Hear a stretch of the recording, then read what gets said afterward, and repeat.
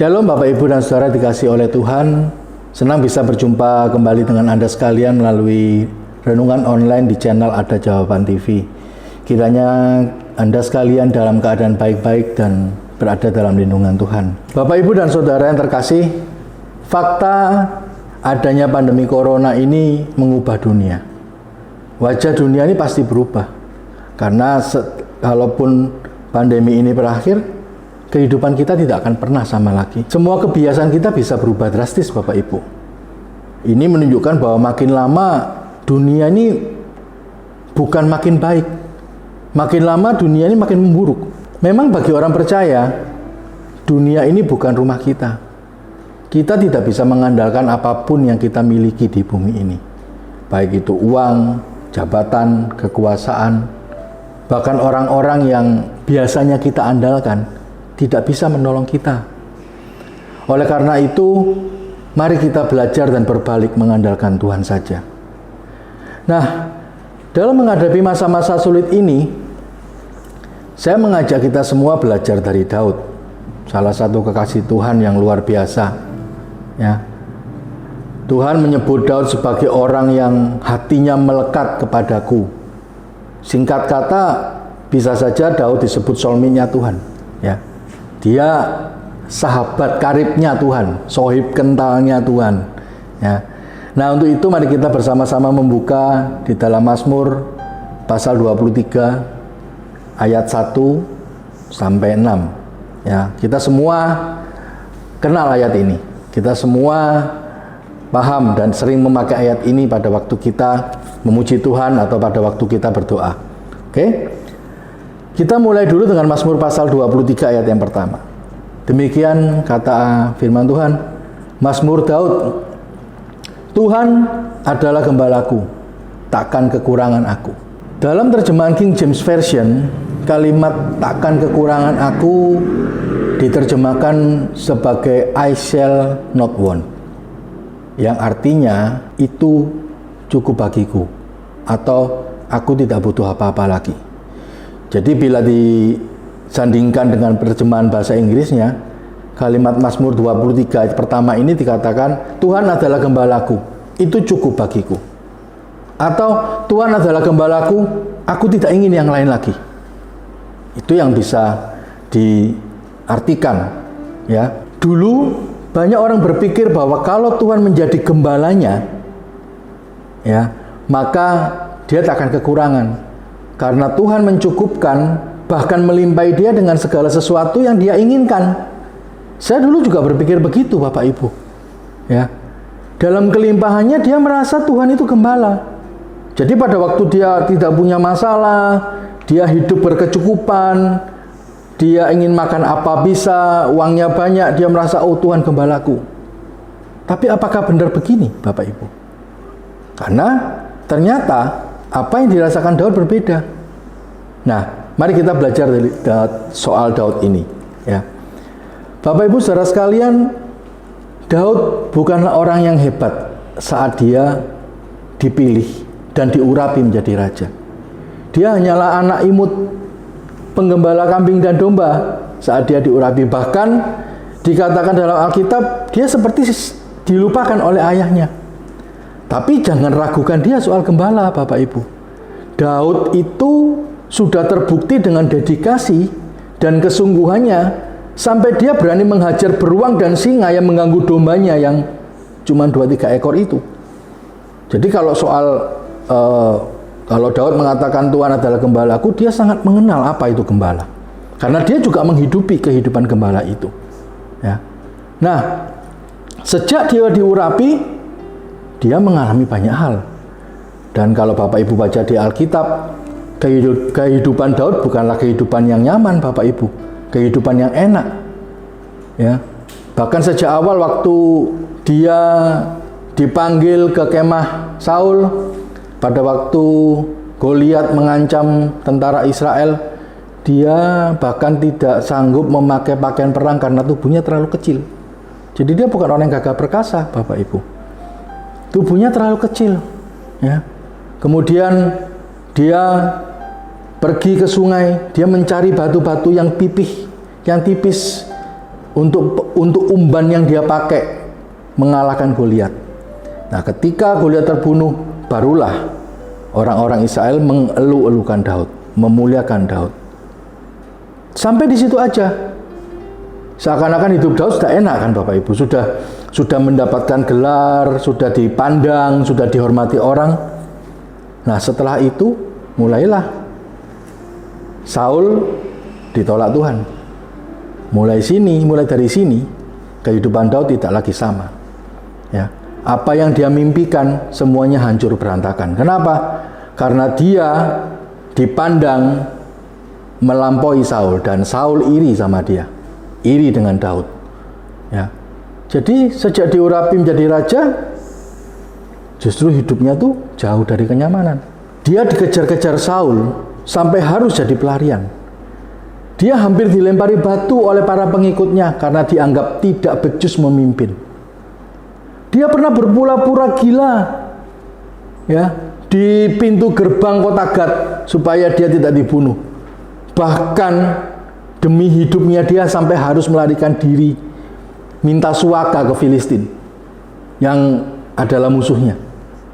Belum lagi dalam kehidupannya dia setelah menjadi raja, dia mengalami banyak masalah yang lain. Dikejar-kejar oleh Absalom, anaknya sendiri, ya, dan banyak lagi kisah penderitaan Daud. Jadi jauh sekali, bukan? Ya, dalam kehidupannya yang penuh penderitaan itu, Daud tetap meletakkan percayanya kepada Tuhan. Maka kalau dia berkata Tuhan adalah gembalaku, itu cukup bagiku.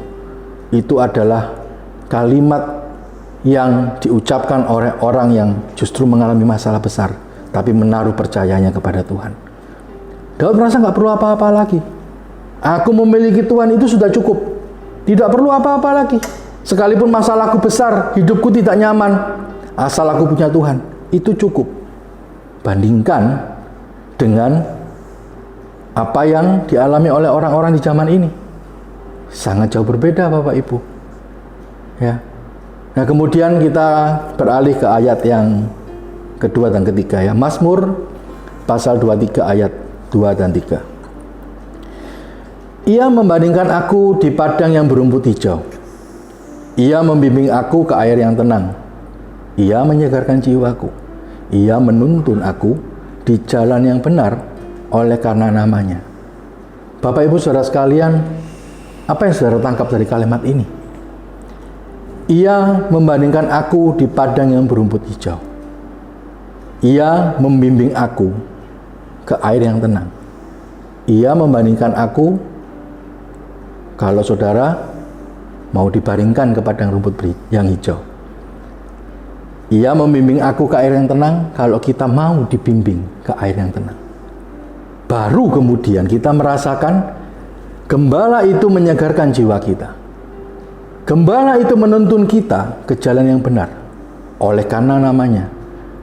Bapak Ibu, Mazmur pasal 23 ayat 2 dan 3 ini bicara soal ketaatan dan kerelaan kita hidup dalam kehendak Bapa. Tidak ada orang yang bisa menikmati padang rumput yang hijau kalau dia tidak mau dibaringkan di sana. Tidak ada orang yang bisa menikmati air yang tenang kalau dia tidak mau dibimbing ke air yang tenang itu. Dan bagaimana mungkin kalau kita tidak tinggal di padang yang berumput hijau, tidak mau di air yang tenang, kita bisa menyegarkan jiwa? Tidak mungkin. Jadi bukan sesuatu yang otomatis Bapak Ibu. Pada waktu kita menaruh percaya kita kepada Tuhan, Dia adalah gembalaku, itu cukup bagiku, maka kita harus menyerahkan diri kita kepada Tuhan. Karena ayat ini jelas berkata, berlaku bagi orang yang mau dibaringkan di padang rumput yang hijau, yang mau dibimbing ke air yang tenang, baru dia bisa merasakan kesegaran jiwa. Nah, kita masuk ke ayat berikutnya. Mazmur pasal 23 ayat 4 dan 5. Sekalipun aku berjalan dalam lembah kekelaman, aku tidak takut bahaya, sebab Engkau besertaku. Gadamu dan tongkatmu itulah yang menghibur aku. Jadi Bapak Ibu sekalian, setelah kita menaruh percaya kita kepada Tuhan, kemudian kita merelakan diri untuk dibimbing sesuai dengan yang Dia kehendaki, maka kita nggak perlu takut menghadapi apapun di dalam hidup kita. Karena kita percaya di dalam penyerahan itu Allah menyertai kita. Di dalam penyerahan itu kita tahu kepada siapa kita menaruh hidup. Maka kita tidak perlu takut apapun, Bapak Ibu. Masalah boleh menerpa kita. Keadaan boleh tidak ramah kepada kita. Tetapi kita percaya bahwa kalau Allah beserta kita, kita tidak perlu takut apapun. Engkau menyediakan hidangan bagiku di hadapan lawanku. Engkau mengurapi kepalaku dengan minyak. Biarlah aku penuh berlimpah. Bapak Ibu, ayat-ayat selanjutnya di Mazmur pasal 23 ayat yang ke-6 kita juga baca. Kebajikan dan kemurahan belaka akan mengikuti aku seumur hidupku, dan aku akan diam dalam rumah Tuhan sepanjang masa. Inilah janji yang kita terima kalau kita menaruh percaya kita sepenuhnya kepada Allah sebagai gembala kita, dan kita taat kepada Dia sepanjang hidup kita. Kita serahkan hidup kita untuk Dia perlakukan apa yang Dia mau, maka kita tidak perlu takut. Bahkan menghadapi apapun, kita percaya akan janji Tuhan. Kita tidak akan ditinggalkan oleh Tuhan. Jadi Bapak Ibu, janji Tuhan akan terwujud dalam hidup kita kalau kita menaruh percaya kita kepada Tuhan, kemudian kita menyerahkan hidup kita untuk dibimbing oleh Tuhan, maka kita nggak perlu takut lagi. Dan janji-janji yang Tuhan berikan itu akan dipenuhi dalam hidup kita. Janji yang mana? Janji kalau kita hidup di dalam kehendak Bapa. Dan kan hidup dalam kehendak Bapa itu tidak selalu enak Bapak Ibu bagi daging. Tapi yang jelas kita menyenangkan Tuhan, itulah tujuan kita.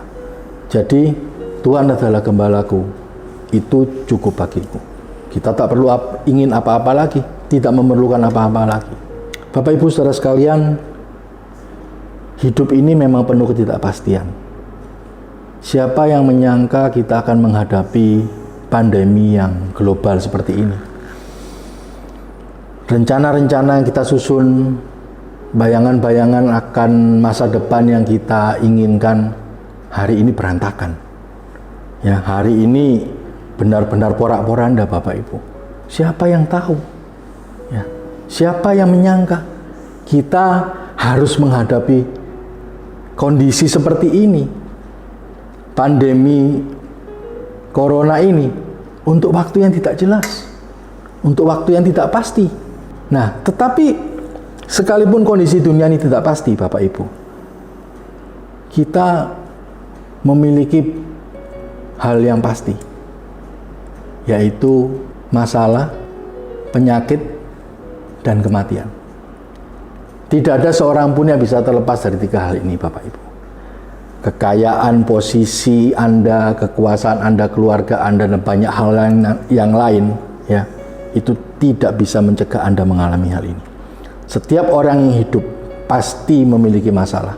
Setiap orang yang hidup pasti pernah mengalami penyakit, atau paling tidak pada masa tuanya dia akan sakit-sakitan. Ya, pada waktu kondisi kita sudah mulai menurun, ya, saraf-saraf kita mulai terganggu, mata kita mulai tidak bisa melihat dengan baik, gigi kita mulai ompong, rambut mulai rontok, ya. Apa yang mau kita banggakan Bapak Ibu? Dan pada akhirnya semua kita akan menuju pada kematian. Itu hal yang harus kita alami Bapak Ibu. Hanya tiga hal ini yang pasti kita alami. Hari ini orang yang dulunya kaya bisa mendadak pabriknya tutup. Orang yang bekerja hari ini bisa tiba-tiba saja kehilangan pekerjaannya. Ya. Bahkan uang kita pun nggak sanggup menolong kita saat-saat seperti ini. Apalagi kalau sudah ada lockdown, semua ditutup. Anda punya duit pun nggak bisa beli apa-apa, karena semua tutup Bapak Ibu. Ya, saya berharap kita tidak perlu mengalami kondisi seperti itu. Masalah-masalah yang kita alami bisa saja datang karena kesalahan kita atau kesalahan orang lain yang berakibat kepada kita. Nggak bisa kita hindari. Ya, Bapak Ibu, sakit penyakit juga tidak bisa kita hindari. Dan yang kita paling anggap jauh itu kematian. Tapi itu toh ternyata bisa menimpa siapa saja. Ya, kematian tidak bisa dihindari.